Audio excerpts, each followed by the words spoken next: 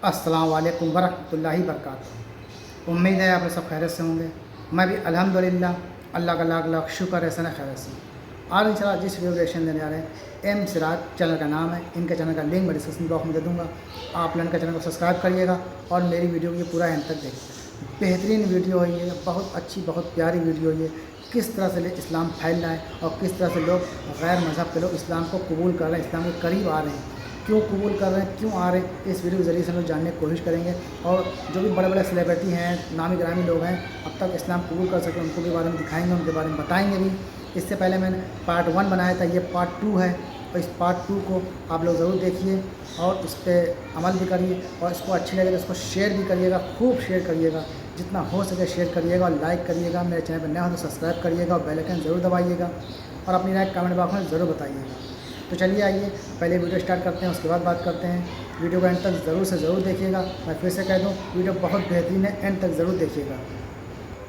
19 जनवरी 2024 इस दिन सऊदी अरब की मिनिस्ट्री ऑफ इस्लामिक अफेयर्स एक रिपोर्ट पब्लिश करती है, जिसमें बताया जाता है कि पिछले 5 साल में सिर्फ सऊदी अरब में 3,47,646 लोगों ने इस्लाम कबूल कर लिया, जिसमें मर्द और औरत दोनों शामिल हैं। रिपोर्ट में यह भी बताया गया कि इस्लाम कबूल करने वालों के नंबर साल दर साल बढ़ते चले गए। साल 2019 में 21,654 लोगों ने इस्लाम कबूल किया। साल 2020 में 41,441 लोगों ने, साल 2021 में 27,333 लोगों ने, साल 2022 में 93,899 लोगों ने और लास्ट ईयर साल 2023 में 1,63,319 लोग दूसरे धर्मों को छोड़कर इस्लाम धर्म में आ गए। ये रिपोर्ट सिर्फ सऊदी अरब की है, पूरी दुनिया की बात अभी आगे हम इस वीडियो में करेंगे। लेकिन सवाल ये आता है कि आखिर लोग इस्लाम कबूल क्यों कर रहे हैं? ऐसी कौन सी वजह है? इस्लाम में ऐसी क्या खासियत है कि लोग दूसरे धर्मों को छोड़कर इस्लाम धर्म अपना रहे हैं? तो इस्लाम की इस इंटरेस्टिंग सीरीज के पार्ट 1 वीडियो में हमने कुछ बेसिक रीजन के बारे में बात करी थी, कुछ पॉइंट समझे थे कि आखिर लोग इस्लाम क्यों कबूल कर रहे हैं। आज हम वापस से इस सवाल को डीपली एनालाइज करेंगे और कुछ नए पॉइंट के साथ इस सवाल का जवाब वापस से तलाश करेंगे। बट उससे पहले आप सभी का दिल से शुक्रिया, आपने इस वीडियो पर जबरदस्त रिस्पांस दिया। ऑलमोस्ट 1 मिलियन लोग इस वीडियो को देख चुके हैं। बस इसी तरह मोहब्बत बनाए रखें और इस वीडियो को भी लाइक और शेयर जरूर करें। अब टॉपिक पर वापस आते हैं और शुरू करते हैं आज की ये वीडियो।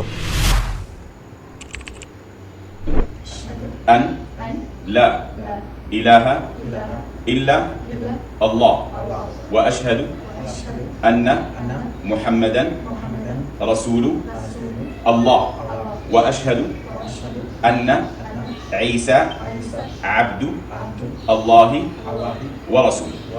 इस वीडियो में अभी आपने देखा कि एक पूरी फैमिली इस्लाम की सच्चाई से अट्रैक्ट होकर इस्लाम कबूल कर रही है। और ये कोई अकेली वीडियो नहीं है, इस तरह की बहुत सी वीडियो रोजाना सोशल मीडिया पर वायरल होती है, जिसमें लोगों को कलमा पढ़कर इस्लाम कबूल करते देखा जाता है। उसमें कई ऐसे लोग भी होते हैं जो पूरी दुनिया में पॉपुलर होते हैं, उनके पास अच्छी खासी फैन फॉलोइंग भी होती है, उनकी पर्सनल लाइफ का असर एक बड़ी पॉपुलेशन पर पड़ता है। कुछ नाम आपको बताता हूं। अमेरिका और रशिया दोनों कंट्री की नागरिकता रखने वाले MMA fighter Jeff Monson, British actress Aisha Rosely, Australian church के पादरी Gold David, Australian UFC fighter Jack Matthews, Spanish football player Jose Ignacio, Korean pop singer J Kim, American boxing champion Gervonta Davis. ऐसे बहुत से famous नाम हैं जिन्होंने इस्लाम कबूल कर लिया। और जब कोई ऐसा फेमस इंसान इस्लाम कबूल करता है तो उसका इंपैक्ट सोसाइटी के एक बड़े हिस्से पर पड़ता है। उस फेमस इंसान को फॉलो करने वाले लोग इस्लाम के बारे में जानना और पढ़ना शुरू करते हैं और उसमें भी बहुत से लोग ऐसे होते हैं जो इस्लाम कबूल कर लेते हैं। अब वो अलग बात है कि उनका नाम सोशल मीडिया पर वायरल नहीं हो पाता, उन्हें सोशल प्लेटफॉर्म पर वो जगह नहीं मिल पाती, लेकिन हर रोज़ बहुत से ऐसे लोग हैं जो इस्लाम एक्सेप्ट कर रहे हैं। यही वजह है प्यू रिसर्च सेंटर की एक स्टडी बताती है कि साल 2060 तक वर्ल्ड पॉपुलेशन में 32% का इंक्रीज आएगा और दुनिया की टोटल पॉपुलेशन 9.6 बिलियन हो जाएगी। सेम पीरियड में मुस्लिम पॉपुलेशन वर्ल्ड पॉपुलेशन के एवरेज से 2 गुनी स्पीड से भी ज्यादा, करीब 70% तेजी से आगे बढ़ेगी और पूरी दुनिया में मुस्लिम पॉपुलेशन 3 बिलियन मार्क को क्रॉस कर जाएगी, यानी टोटल वर्ल्ड पॉपुलेशन का 31%। जबकि अगर इसे क्रिश्चियन के साथ कंपेयर करें तो सेम टाइम पीरियड में क्रिश्चियन पॉपुलेशन में 34% का इंक्रीज आएगा।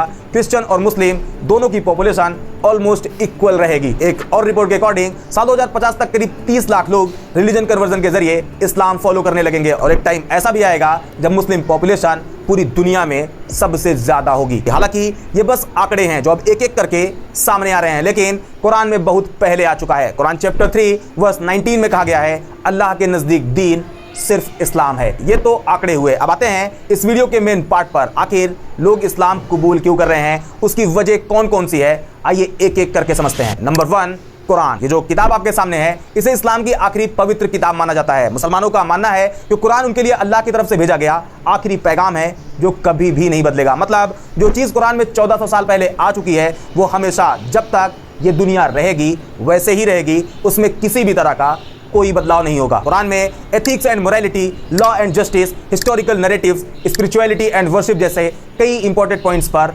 बात करी गई है। इसके अलावा लीगल सोर्स, इस्लामिक कानून जिसे शरिया कहा जाता है, इसका मेन सोर्स कुरान है। सोशल रिफॉर्म्स, सोसाइटी में justice, equality and human rights की प्रॉपर गाइडलाइन कुरान में मेंशन है। मतलब इंसान की लाइफ से जुड़ी हर चीज कुरान में आपको मिल जाएगी। जैसे जस्टिस, कुरान में न्याय, इंसाफ को काफी इंपॉर्टेंस दी गई है। कुरान चैप्टर 4 वर्स 135 में कहा गया है, ऐ लोगों खड़े हो जाओ पूरी ताकत के साथ इंसाफ को कायम करने के लिए अल्लाह के गवाह बनकर। अगर ये इंसाफ तुम्हारे अपने खिलाफ हो, तुम्हारे माँ बाप के या तुम्हारे रिश्तेदारों के, चाहे वो इंसान अमीर हो या गरीब, अल्लाह ही दोनों का पालनहार है। इसलिए तू अपनी ख्वाहिश की पैरवी ना करो कि तुम इंसाफ से हट जाओ। अगर तुमने लगी लिपटी बात कही या सच्चाई को अवॉइड किया तो याद रखो अल्लाह तुम्हारे हर अमल से बाखबर है। मतलब कुरान ने इंसाफ के लिए किसी भी रिश्ते को अहमियत नहीं दी। सामने कोई भी हो, फिर वो तुम्हारे माँ बाप ही क्यों ना हो, कोई बहुत अमीर इंसान हो या कोई बहुत ही गरीब, कुछ मैटर नहीं करता। उस कंडीशन में सिर्फ इंसाफ, जस्टिस ही फर्स्ट एम होता है। दूसरा, चैरिटी। ये दुनिया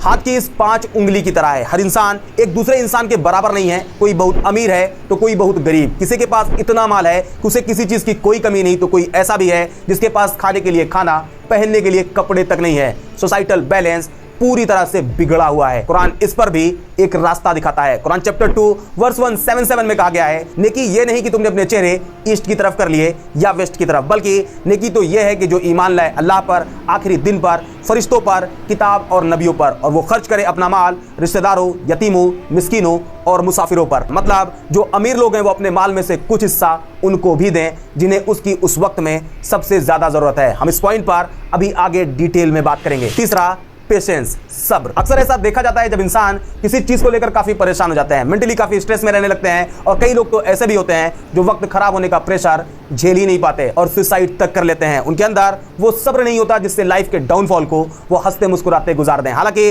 अगर कोई इस टाइम पीरियड में आके ये कहे कि फिक्र ना करो, मैं तुम्हारे साथ हूं, तो ये एक सेंटेंस इंसान को बड़ी हिम्मत देता है। कुरान इंसान की इस मायूसी वाले टाइम पर भी बात करता है। कुरान चैप्टर 2 वर्स 153 में कहा गया है, ऐ ईमान वालों सब्र और नमाज से मदद चाहो, जान लो कि अल्लाह सब्र करने वालों के साथ है। ऑनेस्टी को लेकर कुरान चैप्टर 9 वर्स 119 में कहा गया है, ऐ ईमान वालों अल्लाह से डरो और सच्चे लोगों का साथ दो। एक और इंपॉर्टेंट पॉइंट, इक्वालिटी। आज भी लोगों को ऊंच नीच, ऊंची जाति नीची जाति कहकर डिस्क्रिमिनेट किया जाता है। लोग नीची जाति कहकर उनके यहाँ का पानी तक नहीं पीते हैं, लेकिन कुरान इसके जस्ट अपोजिट कहता है। कुरान चैप्टर 9 वर्स 13 में कहा गया है, ऐ लोगों हमने तुम्हें पैदा किया एक मर्द और एक औरत से, और हमने तुम्हें अलग अलग कबीलों में बांट दिया ताकि तुम्हारी पहचान हो सके। यकीनन तुम में सबसे ज्यादा इज्जत वाला अल्लाह के यहाँ वो है जो सबसे ज्यादा परहेजगार है। कुरान ये साफ साफ कहता है कि इस्लाम में कोई भी कास्ट बेसिस पर बड़ा छोटा नहीं। हालांकि इसमें एक डिटेल वीडियो मेरे इसी चैनल पर मौजूद है, अगर आपने नहीं देखी है तो जरूर देखें। आपको इस वीडियो में क्लियर कट समझ में आ जाएगा कि इस्लाम में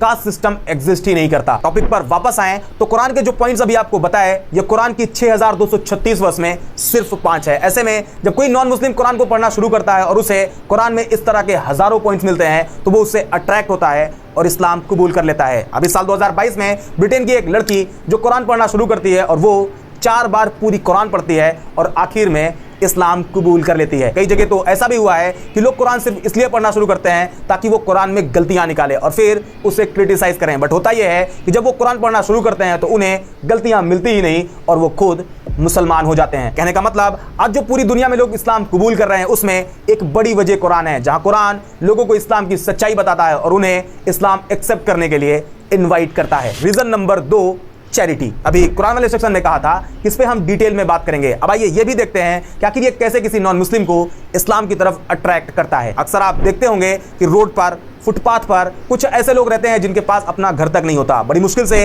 वो अपने खाने का इंतजाम कर लेते हैं, लेकिन रहने के लिए फुटपाथ के अलावा उनके पास कुछ नहीं होता। बारिश हो, ठंड हो वो वहीं पर रहते हैं। आपने ये भी देखा होगा, खास करके ठंड के मौसम में बहुत सी वीडियो और फोटो सोशल मीडिया पर वायरल होती रहती है, जिसमें कोई नेताजी या फिर कोई सोशल वर्क के नाम पर उन्हें कंबल दे आता है और फिर उसकी वीडियो बनाकर सोशल मीडिया पर अपलोड कर देता है। ये केले वाली इमेज भी आपने जरूर देखी होगी। केले तो सिर्फ 2 हैं लेकिन देने वाले 4 हैं। अब ये इमेज देखें, यहाँ केला तो सिर्फ 1 है, जबकि डोनेट करने वालों की गिनती आप खुद कर सकते हो। कहने का मतलब आज के टाइम पर चैरिटी कम होती है, जबकि उसका एडवर्टीजमेंट बहुत ज्यादा होता है। लेकिन जब आप चैरिटी के कॉन्सेप्ट को इस्लाम के पर्सपेक्टिव से देखते हो तो इमेज कुछ और निकलकर सामने आती है। आइए अब इसे समझते हैं। जैसा कि भी बताया, कुरान चैप्टर 2 वर्स 177 में कहा गया है, नेकी ये नहीं कि तुमने अपने चेहरे ईस्ट की तरफ कर लिए या वेस्ट की तरफ, बल्कि नेकी तो ये है कि जो ईमान लाए अल्लाह पर, आखिरी दिन पर, फरिश्तों पर, किताब और नबियों पर, और वो खर्च करे अपना माल रिश्तेदारों, यतीमों, मिस्किनों और मुसाफिरों पर। इसी को फॉलो करते हुए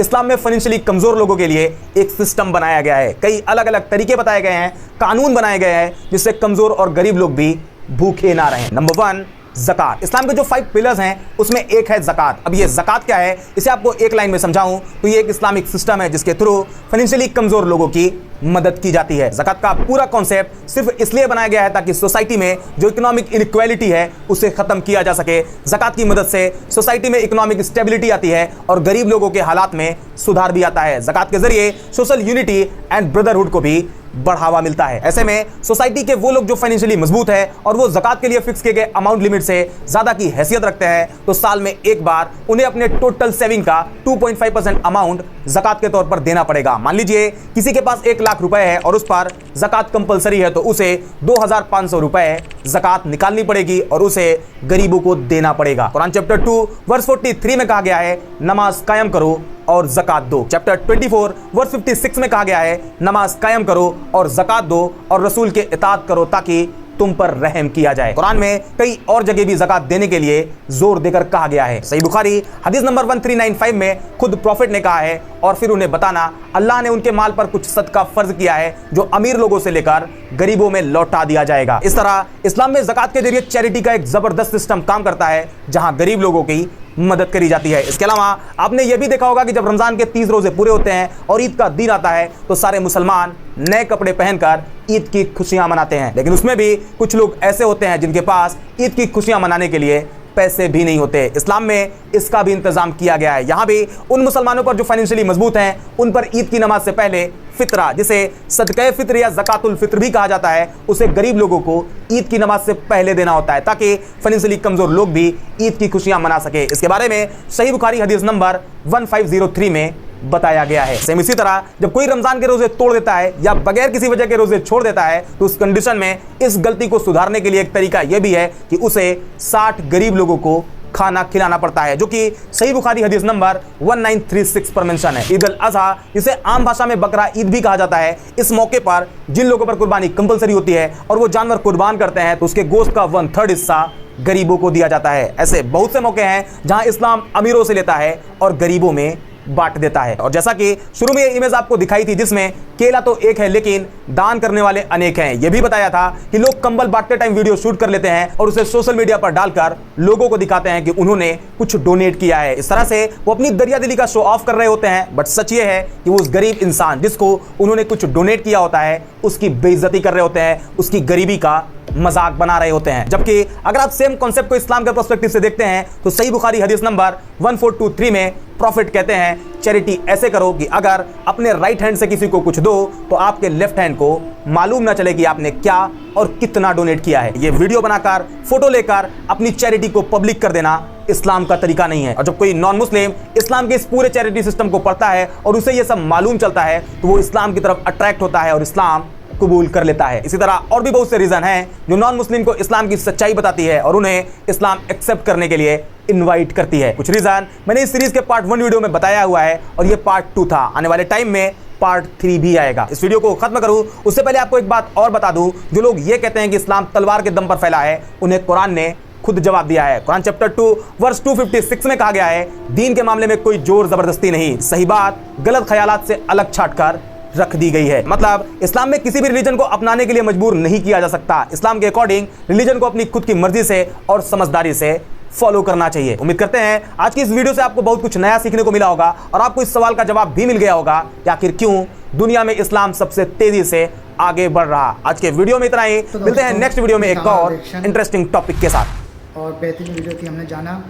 कि कितने बड़े बड़े लोग, सेलिब्रिटी लोग कि इस्लाम किस तरह से कबूल कर रहे हैं, क्यों कबूल कर रहे हैं, क्या वजह है कबूल करने की। ये पूरा इस वीडियो के ज़रिए से हमने जान लिया, समझ लिया कि जो भी शख्स इस्लाम में कमी निकालने की कोशिश करता है और वो कुरान पढ़ता है तो बस अल्लाह ताला उसे नेक हिदायत देते हैं और वो खुद मुसलमान हो जाता है, ईमान ले आता है। क्योंकि कुरान शरीफ एक ऐसी किताब है जिसमें कोई कमी के लिए सोच ही नहीं सकते कि इसमें कोई कमी हो सकती है, क्योंकि कुरान अल्लाह ने खुद आसमान से उतारा है हमारे प्यारे आका नबी पाक सल्लल्लाहु अलैहि वसल्लम के ऊपर।